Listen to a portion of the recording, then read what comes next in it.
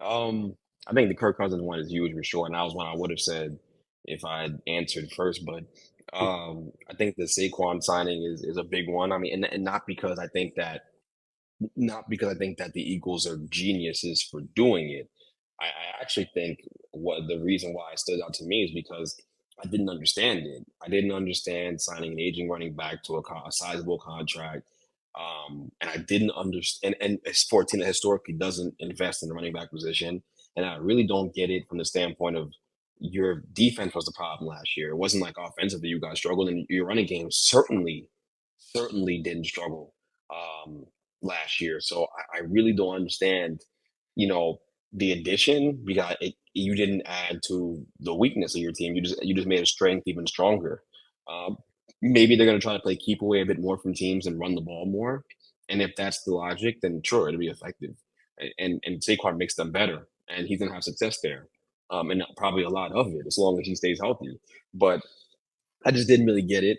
It's off the beaten path for a team like the Eagles to do that, and especially a team that's analytics driven, and they're like a bit they're more pioneers in the league in terms of the way they view the game, and the way they use analytics to make decisions with the roster and things like that. So I thought that was interesting. I do think it'll be effective, and obviously they're gonna be a great offense. They're gonna put up a ton of points, and it makes Jalen Hurts' life a lot easier because you can't really stack the box with him out there with Saquon out there. So he'll be able to run the ball.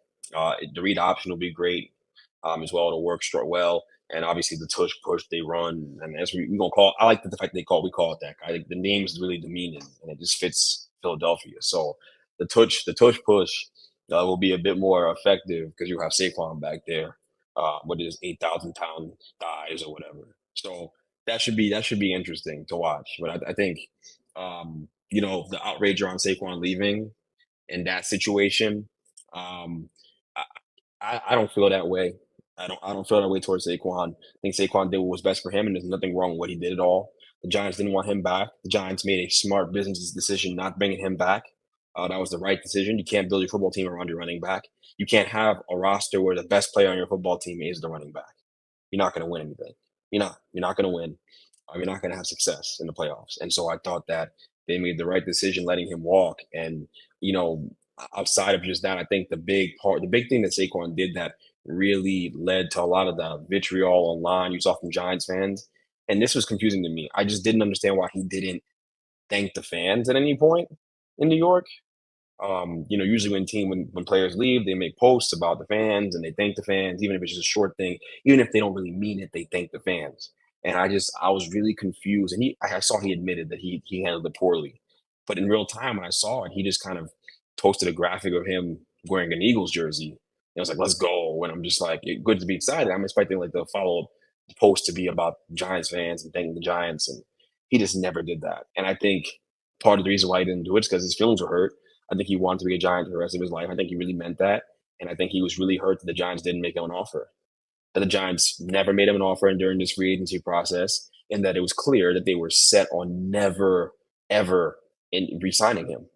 Um, and I know as a player, it must be hard because you are the best player on the team and you're the heartbeat of the team, but you're the heartbeat of a team that didn't accomplish anything, right? And that to no fault of your own, you know what I mean?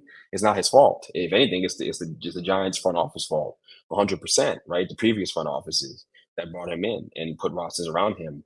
So I understand his frustration, right, from his standpoint, but you really just can't do that. Like you can't build a winner and have your running back be your best player by far. It's just tough. And I know you can argue that Dexter Lawrence is as good as he is or whatever, but the point is your quarterback has to be as good or better than your running back and should be better considerably.